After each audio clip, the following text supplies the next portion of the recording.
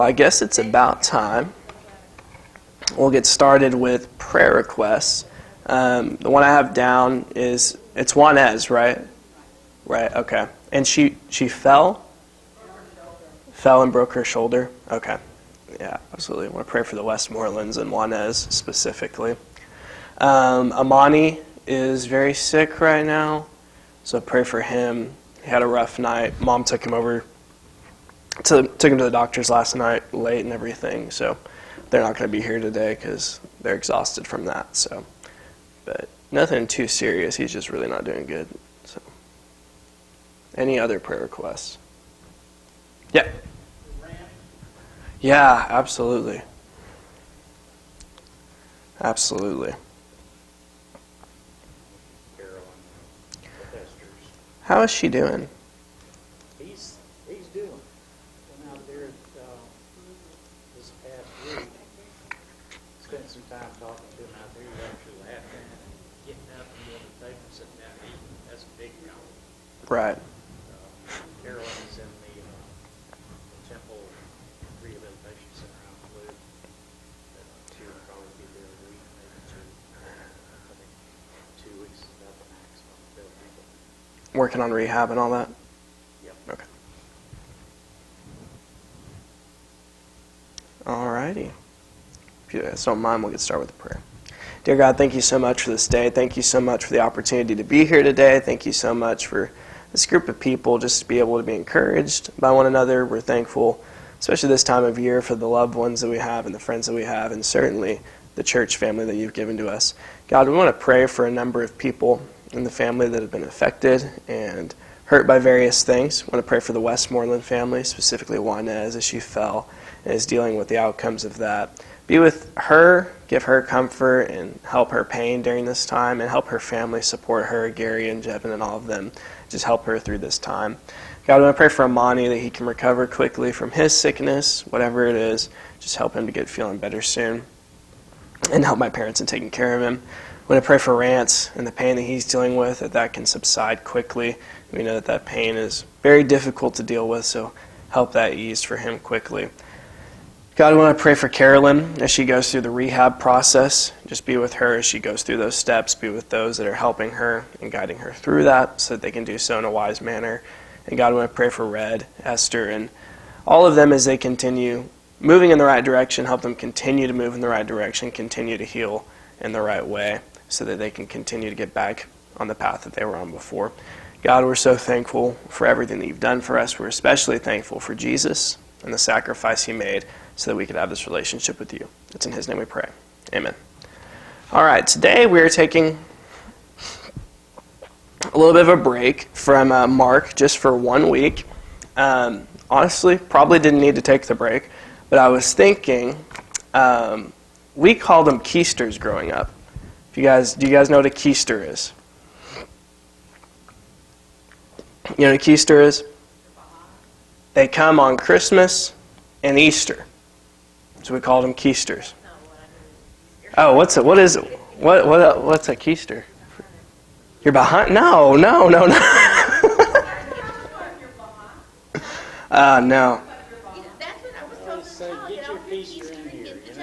This is Wednesday night all over again with the goodness. No, we call them keisters growing up. And it's the people that typically come on Christmas and Easter. So we called them keisters. Yeah. I don't know. But Jesus' birth was before his death, so I don't know which way you go about it. But anyways, typically the people only showed up then. And not knocking them, but it was the people you saw kind of twice a year. And typically that's a trend that you see across churches, is that Christmas, Easter, Mother's Day, some of those days attendance picks up. You have more visitors. Sometimes they're trying to make mom happy, make the family happy. So I picked a different lesson for today. But now everybody that's here is people, we could have been in Mark, we would have been just fine. But today I want to talk about some Christmas things and some Bible things kind of associated with Christmas. And just the idea of, should Christians celebrate Christmas at all? Does it matter? Are there any things about Christmas that are good? Any things about Christmas that are bad? It is Christmas Eve, so I want to talk about some of that. But I wanted to start off by reading Romans 14 verses 5 through 6, or the first part of verse 6. It says, "One person esteems one day as better than another, while another esteems all days alike. Each one should be fully convinced in his own mind, and the one who observes the day observes it in honor of the Lord." So Paul's talking about some people think one day is the same as any other day. Some people think every day is, some days are holier, some days are better, some days are special. And he says it doesn't matter, right? Each person's supposed to decide that for themselves and do that to the Lord. So I want to start off all of this by whether you hate Christmas or love Christmas, that does not affect how good of a Christian you are, right? This isn't like, oh, you love Christmas, you're a bad Christian, or you're a good Christian, or if you hate Christmas, you hate Jesus' birth or something, right? That's just a matter of opinion for you to do and all that stuff. But I wanted to ask these questions to start us off. What are some of the positive things about Christmas, and maybe specifically that our culture celebrates Christmas? Yeah, they think of God, Jesus, and sometimes worship Him, if even accidentally, right? Brings family together? Yeah, absolutely. Absolutely. Giving? Yeah, there's kind of a spirit of generosity this time of year. Sometimes people are more generous, might tip their servers more, might be more inclined to stop and give a homeless person a meal or something in the spirit of Christmas or something like that. Any other positives?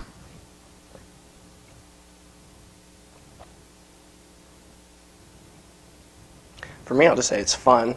For me, I have fun. I like it.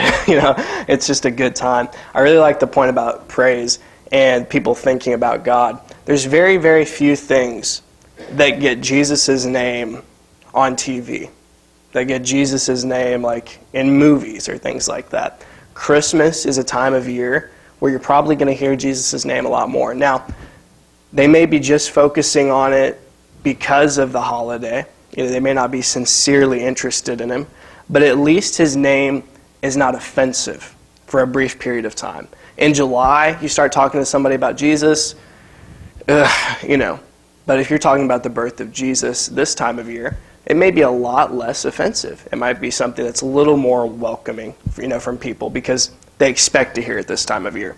And like you said, they may even worship Him on accident even sometimes. I know, yeah, and Denise, yeah, right. I know a lot of people love Christmas songs, right? They may not be Christians, they may not go to church, but they love Christmas songs, and they're accidentally singing about Jesus, right? They're singing about Jesus' birth. They're singing about the Savior that's come to the world. They're singing joy to the world and all these things. And they may not even realize it, right? Or they may just not care. So that's a positive. What are some of the negatives about Christmas? What was that? Oh, yeah, absolutely. A bunch of money, right? Bunch of marketing, making money off of it, absolutely. Well, I think the other end of the positive is that's the only time they acknowledge. Right. It almost makes Jesus seem like, as a negative, it almost makes Jesus seem as if He's in the same group as like Santa Claus, or He's just a holiday, right? He's for this one time of year, right, when we talk about Him. Makes it seem like it's just a December activity to think about Jesus. It's not a year-long, day after day type of thing. So many people think about Jesus as, that's just a fairy tale or something. It's the same way they do think about Santa Right. Claus or something else. Well, he's just a character that you have for Christmas, so, we'll play the part. So. Right. The world creates these Santa Claus and these Easter bunnies, and especially kids, they actually see these. When it comes to Jesus, where are they going to see Him at this time? Right. That's got to be through the family. Yeah, absolutely. Any other negatives about Christmas?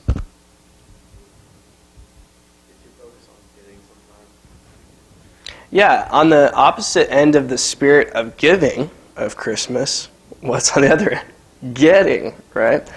You have kids that will throw temper tantrums because they didn't get what they want. You'll have adults who throw temper tantrums because they didn't get what they want, right? It can be very, very self-centered get me what I want. So obviously that agreed, and all of those things.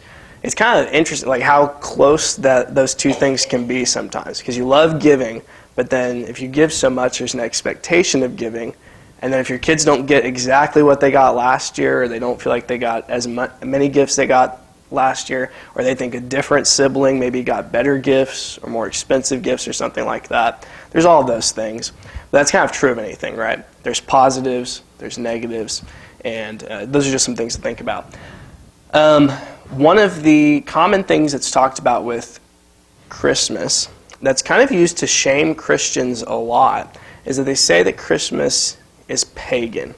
When we say the word pagan, what does that mean? What does it mean when we say something's pagan? What was that? Yeah, really, that's ultimately what it is. Worldly. Comes from worldly sources, right? It's kind of the opposite of Christian, right? A different kind of sect or something like that. So, what are some of the things that people will say is pagan about Christmas? If you guys have heard any of this.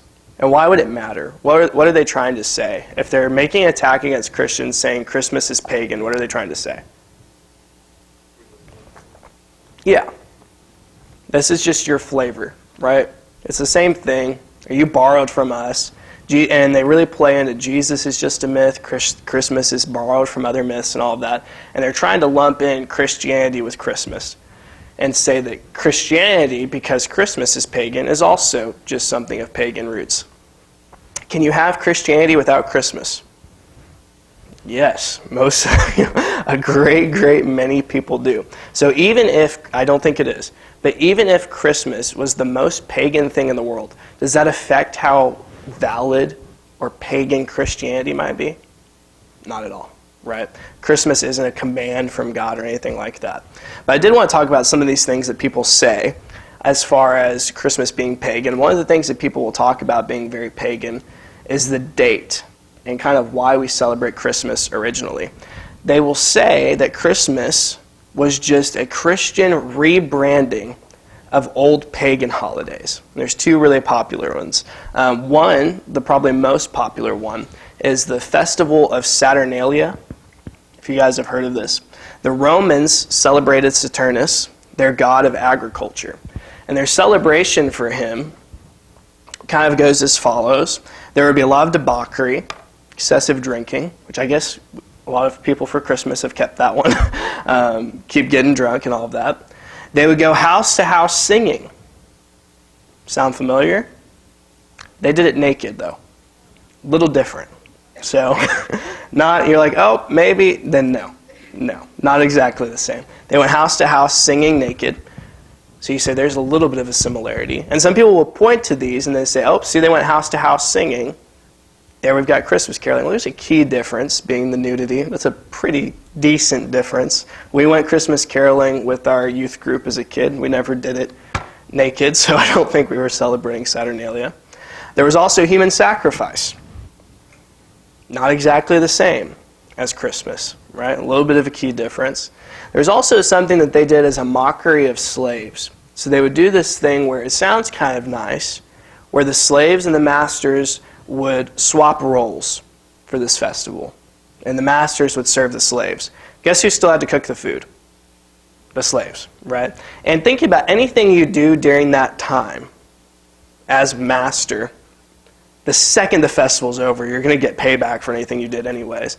But even as they were serving them, it was kind of mocking them, and like making fun of them, and it was a really not a kind thing. It seems nice. It's like, oh, the boss is going to serve the employees, kind of in the way Jesus might wash his disciples' feet, Not like that at all. It was a complete mockery of them and jeering them. And there was also a ton of rape and just sexual extravagance with this festival. So I'll just ask this. Does that sound like Christmas?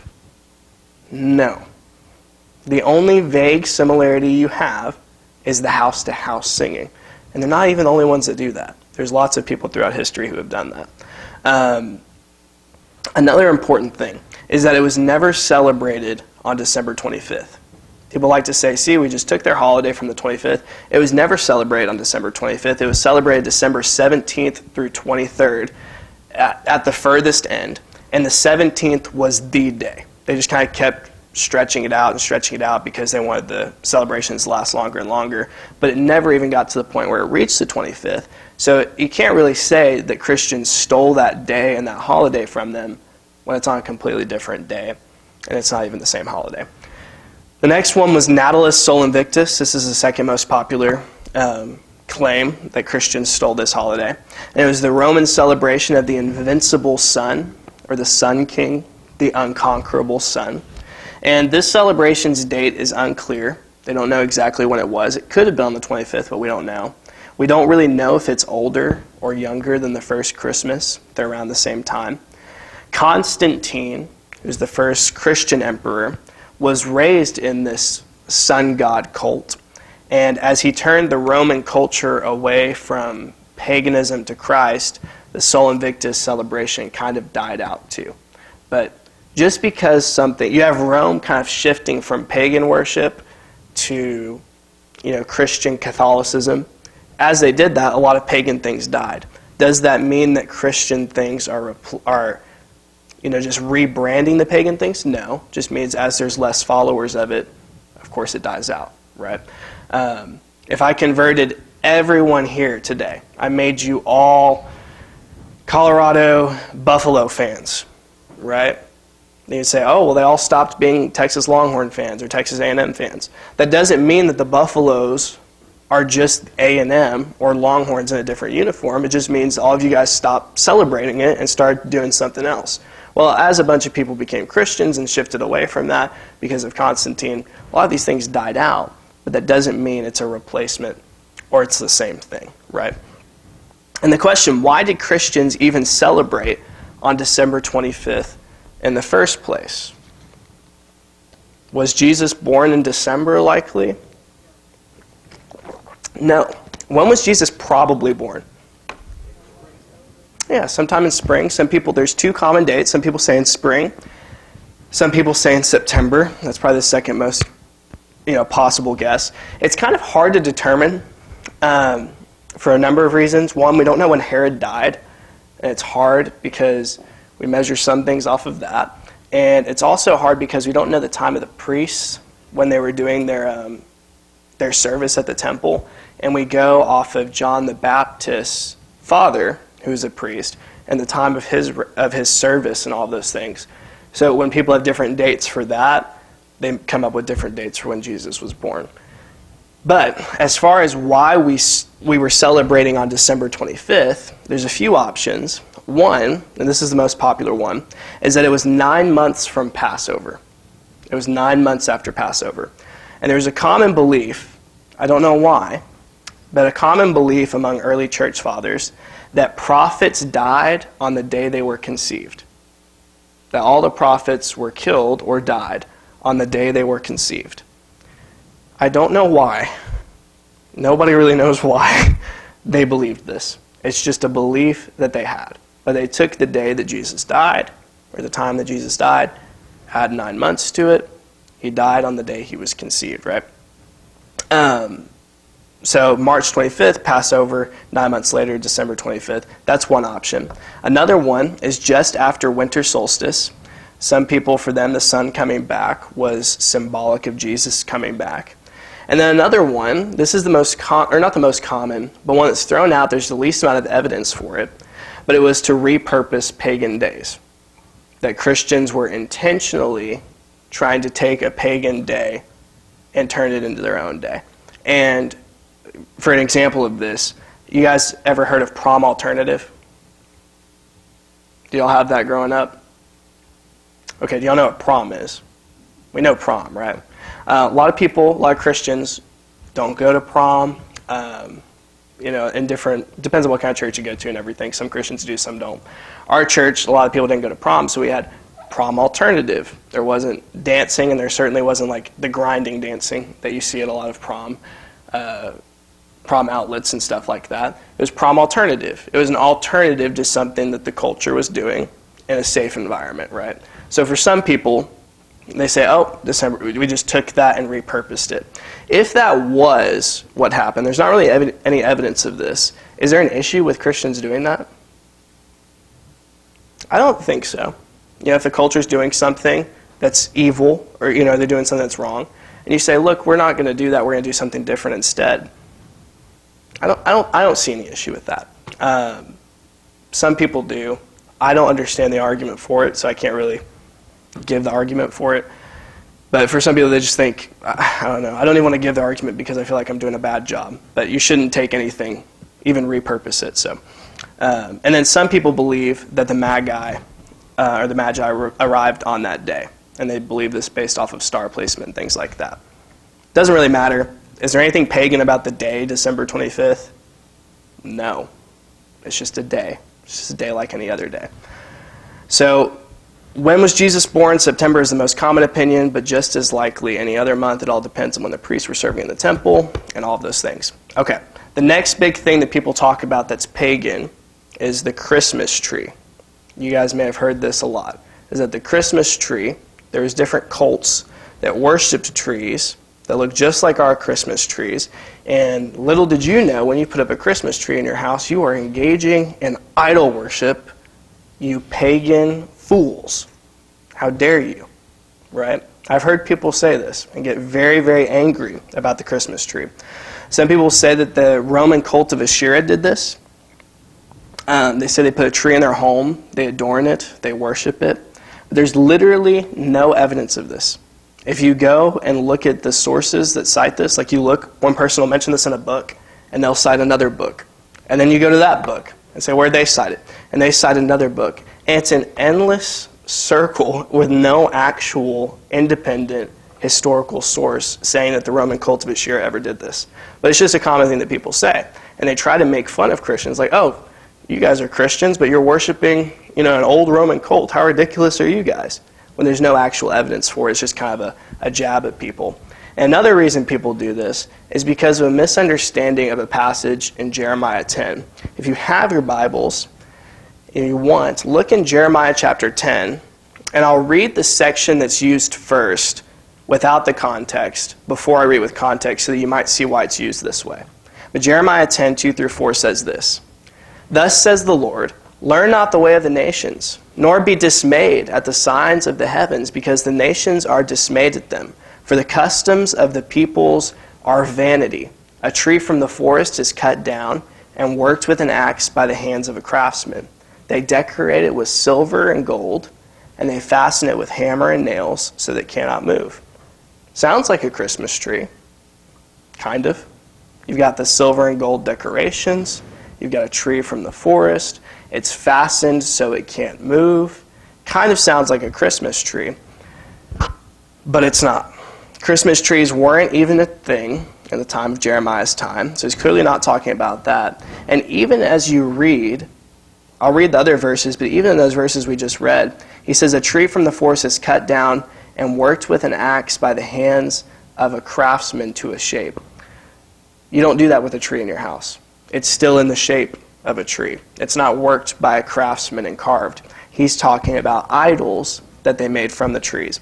In verse 5, he says, immediately after this, "Their idols are like scarecrows in a cucumber field, and they cannot speak, for they have to be carried, for they cannot walk.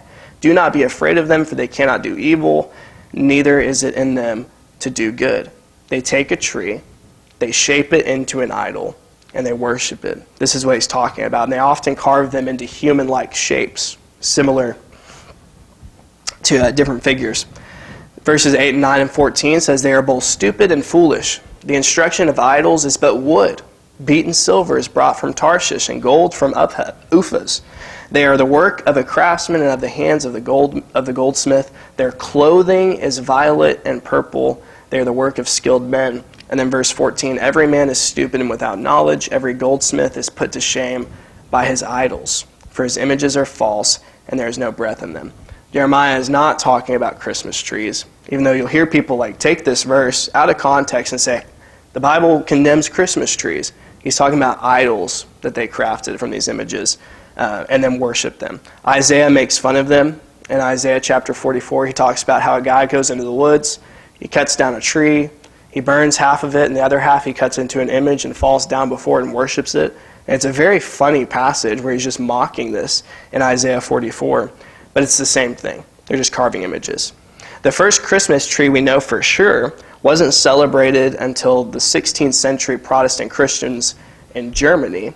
But the legend started with Martin Luther, the early church reformer, who was walking through the forest looking to heaven from below the trees. And the trees, according to legend, it's the best source we have, but it's not like a concrete source. But as he was walking through the forest looking to heaven, the trees reminded him of how Jesus came down such a great distance to come to earth. So he took the tree home, told his kids it represented the heights that Jesus came from, and all of that stuff. It's just a legend, but that's the best source we have. The British royal family believed that legend, and they celebrated it. They put a Christmas tree in their house. Once paintings were made of them in front of their Christmas tree, I heard someone say they were like the Justin Biebers of back then. They were pop stars. I mean, everybody wanted to be like the royal family. So once paintings were put out with them in front of their Christmas tree, it just took off, and everybody started copying it. But they believed in the Martin Luther legend, so that kind of started it.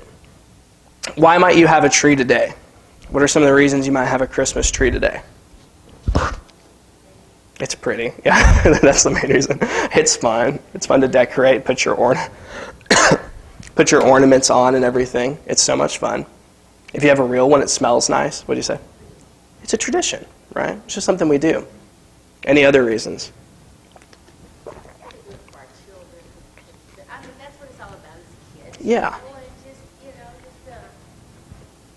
I think, going back to what you said, and I think it's the time that we teach our kids, too, that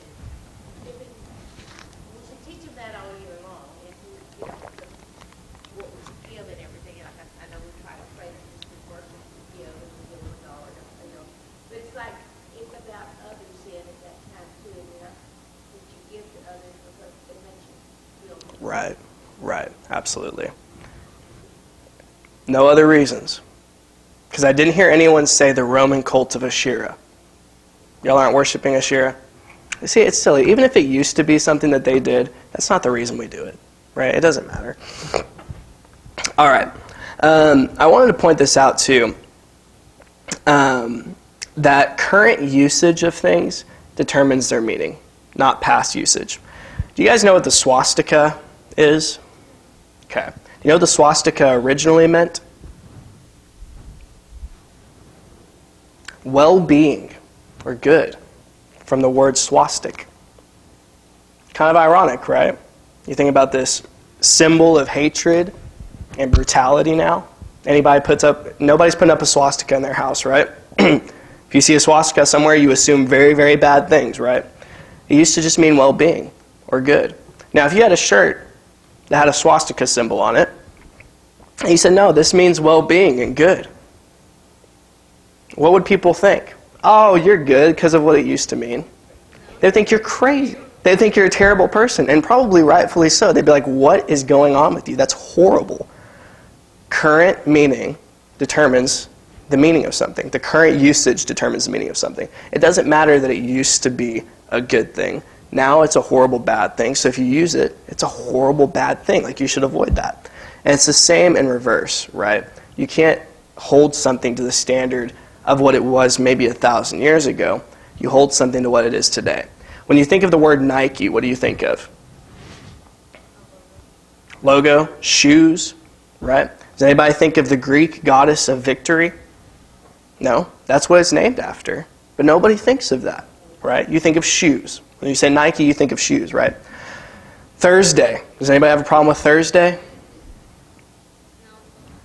It's close to Friday. That was Thor's Day, the Norse god and Marvel Avenger, right? Thor's Day, very pagan. A lot of the months, June, all these things are pagan origins, things that we have no issue with. Even the wedding band on the ring finger, that's a pagan thing. That's an ancient Roman pagans believed that there was a vein that ran from this finger all the way to your heart. So it was a loving thing. That's why they did that. What? I don't think so. I don't think there's one here. I mean, unless you're just saying they connect. I don't think there's one here that's not in the rest of the fingers. But they believed it, But does that mean anything to us today? No. Why do you wear a wedding ring today? Say, I'm taken, I'm married. That's it, right? That's how you show people. It's on this finger. If it's on your pinky finger, people don't think you're married. If it's on this finger, people think you're married. But you can say, oh, well, you're pagan. You believe all this weird vain stuff. No, I don't. That's not what it means today, right? And you use things, or you judge things based on how they're used today, not for what they were in the past. And I think holidays should be the same. I don't believe Christmas was ever pagan. But even if it was pagan in the past, that doesn't mean it's pagan today. That doesn't mean that you're worshiping a pagan god or anything today, right? Same with Halloween. In the past, it may have meant all sorts of things. What does Halloween mean today? It means costumes and candy.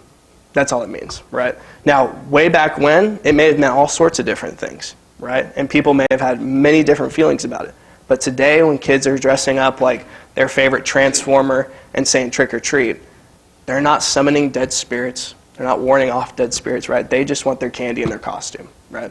Same thing with Christmas. You can't, even if some of these things had pagan origins, which I don't think they do, you can't hold somebody to that and say, oh, well, you're doing pagan things because of that. Okay. Now, this is something I think is interesting. How many of you guys believed in Santa growing up? Two? Oh, okay, okay. This is something that's kind of like a debated thing, but should you tell your kids that Santa exists? We got a yes. We got a no. We got some shrugs. We got another no. I'll tell you my thoughts in a second. I want to talk about who Santa is for a second. St. Nicholas was a bishop of Myra in the 4th century. His parents died at a very young age, and he inherited a large sum of money, but legend has it that he gave it all away. And his most famous story that kind of popularized him was when he dropped 3 bags of coins in these girls' shoes because they were about to be forced into prostitution because their father couldn't afford the dowry for them to get married. And he didn't want that to happen. So they say he anonymously put it in, but if he anonymously put it in, how'd they know it was him? So that's my only question with that story. Yeah, somebody snitched. Yeah, somebody saw him. But he put these coins in their shoes that were sitting in the window to keep them. And he's just known for being a very generous man, right? Many believed he was at the Council of Nicaea as a defender of the faith in 325 AD. And allegedly, he punched a heretic in the face. So that's something about Santa I didn't know. He was later mixed with Father Christmas, and those two things kind of became one. In the late 1800s, he was redefined as an elf, which I didn't know either. Very short man. And do you know why Santa today looks the way he does and why he specifically wears red and white? Coca-Cola ad. The Coca-Cola colors are red and white, and they popularized Santa with an ad campaign in 1931 that still serves as the general image that we use for Santa today as kind of a cheerful, smile lines, the red and white colors and all those things. And it feeds into what you were talking about with Christmas being commercialized, right? Very marketable.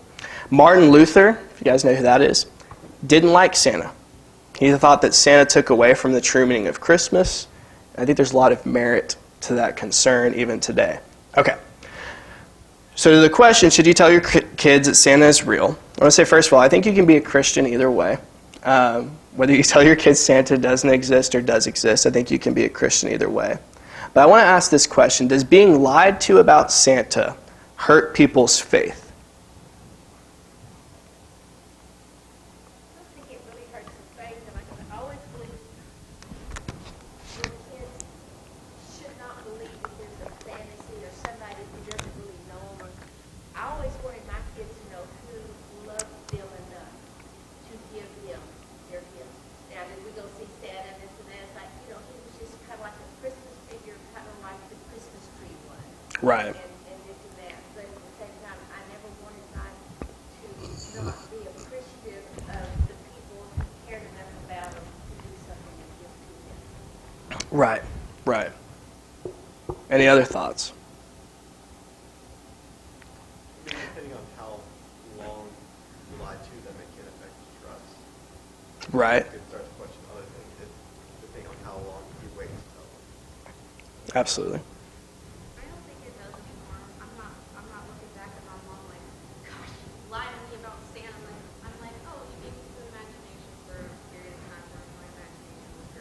Right, right. And I think that goes back to what Warren said, there's an age thing too, and, with little kids and all that. Of course, I don't know that most people in here, but when mine were all little, they were scared to death of that ball.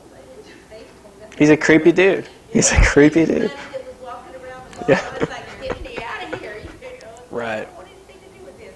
But I think as they grow a little older, and I don't think there's too much problem with that in today, because kids know everything, so, it's not a thing that a child, even 4 or 5 years old sometimes, thinks everything. Right, right. It kind of depends on who you are as a person. Some people really struggle with this and some don't. For some people, they're like, oh yeah, my parents lied to me about Santa and that's it. And for some people, it's a big deal. Some people, it causes a serious lack of trust in the parent that lasts into adulthood. For some people, as funny as it seems, they think if my parents lied to me about Santa year after year, and specifically the idea of using Santa to manipulate their child's behavior. Behave, do good, so that you're on the nice list. If you don't, and using a lie to manipulate the child's behavior, as I think were for a lot of people, that was their big hang-up. My parents had me falsely doing good because of an imaginary creature. You can see how for some people, they make that connection to God. That my parents might be lying to me about God to manipulate my behavior, right? Because ultimately, that's how a lot of parents do it. They say, well, you need to be good, and it's Santa's watching, right? Elf on the shelf, he's watching what you're doing. And there's a difference between that and just playing, right? Because kids understand playing. They understand, I'm a monster, but you're not really a monster, right? Or it's an airplane, but it's not really an airplane. But if you tell them this airplane is going to knock your head off unless you eat the food, ooh, okay, I'll eat the food. But now that's manipulation based on a lie instead of just playing around and having fun. It just depends on the person. Most people probably won't have issues with their faith because of Santa. I don't know. I think my parents just wanted credit for the gifts that they bought, and that's kind of how I feel about it. But if I'm buying the gift, some imaginary guy's not getting the credit. My name's going on the from Cole. It was not from Santa. Santa gave you something terrible. That's smart. Oh, okay. You should have Santa give you homework. Yeah, it's like, yeah. And then when they find out Santa's not real, they're like, thank goodness I can stop having those gifts.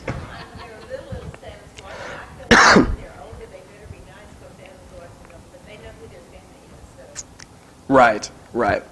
The main issue that a lot of people have with telling your kids about Santa is just that it replaces Jesus as the center of the holiday.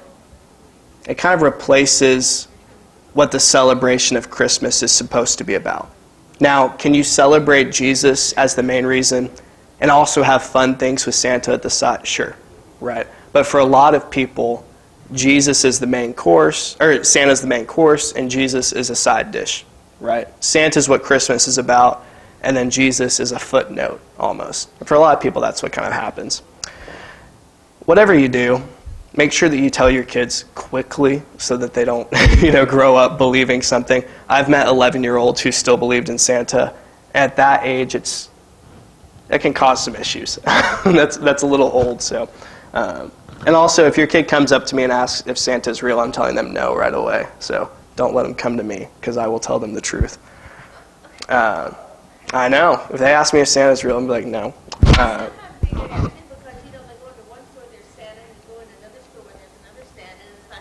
Yeah.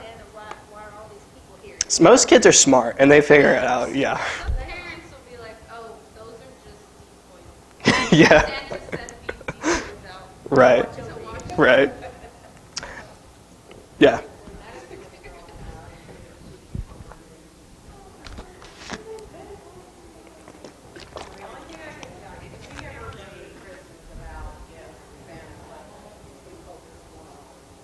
Right.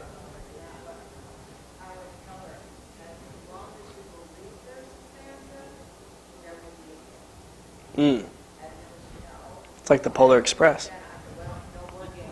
Yep. You actually don't want to find out. Yeah. I won't tell my kids about Santa. Personally, if I have kids, I'm not going to tell them about Santa. If I do, it's going to be a very different Santa. Santa comes and takes a gift every year. And whatever that thing on their Christmas list they wanted, the most expensive thing that I didn't want to get them, Santa took it. I had it. It was there. Santa took it. And then when my kids find out Santa's not real, everybody else cries when they find out Santa's not real. My kids are going to be pumped. They're going to be like, oh, thank goodness he's not real. Sorry. Number one, the highest grossing Christmas film of all time. There you go. Yeah, you know what? I side with Grinch. So, another question. Can we celebrate holidays that aren't in the Bible? Some religions say no entirely. Jehovah's Witnesses say no holidays, kind of. The Old Testament was full of holidays and feasts and different things like that, but those were commanded by God. So there's a question, can we celebrate holidays that aren't commanded by God? I think Jesus did. In John 10:22 through 23, Jesus is seen walking through the temple during the Feast of Dedication. Does anybody know what the Feast of Dedication is? What holiday that is now? Hanukkah. Jesus, man-made religion, or man-made holiday. Jesus was seen partaking in Hanukkah, which at the time, don't freak out, he was a Jew. It's not like being, a religious Jew today. Jesus was a Jew. So that was normal. Jesus could have used that as an opportunity to be like, hey, no man-made holidays, but he didn't. He seemed to just be enjoying it and all of those things like that. So not really an issue, right, unless you start compelling it on other people and forcing it on other people, which is kind of the Romans 14 passage again. If you like a holiday, that's great for you, right? As long as you're not doing anything sinful or bad, that's great. But if you think other people are sinful or bad for doing it, or start bashing people who don't do it, now you get into an area where you're not supposed to be. There was a lot more I had to cover, but we're going to stop right there. Any questions or comments about any of these things, as far as like Christians and Christmas in general? The only thing like I said, there's so many, and we go through, I don't think this is bad now, but there were some people that you could not convince that December the 25th was the religious time on Easter, and that was when Jesus was born. Right. We celebrated as a Christian, religious, whatever, we would Right. do that day because, like we said, it has, we know that there's probably no way that Jesus was born. Right. Right. Other reasons too, because in the wintertime, the shepherds wouldn't have been out like that. Right. So, Right. anyway, but Bill, something's like, it's almost like they make it a, kind of like Sunday Christians. Right. They live just like, like that, and then the rest of the time it's not a big deal. Right. Yeah, absolutely. Absolutely. Yeah, some people really make a big deal about it. And then on the other side, some people go almost anti-Christmas and go too far, where they're like, well, we shouldn't sing Christmas songs at church. It's like, what do you mean by Christmas song? I don't want us to sing Santa Claus is coming to town, at church. Like, we shouldn't sing that. But there are some, Hark the Herald Angels Sing, go to, Holy Night, Go Tell It on the Mountain, I Love Mary, Did You Know? I mean, there's so many great songs about Jesus and praising Jesus. And is the idea of celebrating Jesus' birth a good thing? Absolutely. Isn't that what the Magi did? They came and they celebrated, oh, Jesus is born. That's a great, great thing. Because if he hadn't been born, he couldn't have died on the cross for us. So, They would have had as much written in the Bible about it. if he hadn't been born. Very good point. Very good point. All right. We'll stop there, and we'll pick up next week back in Mark. So, thank you guys.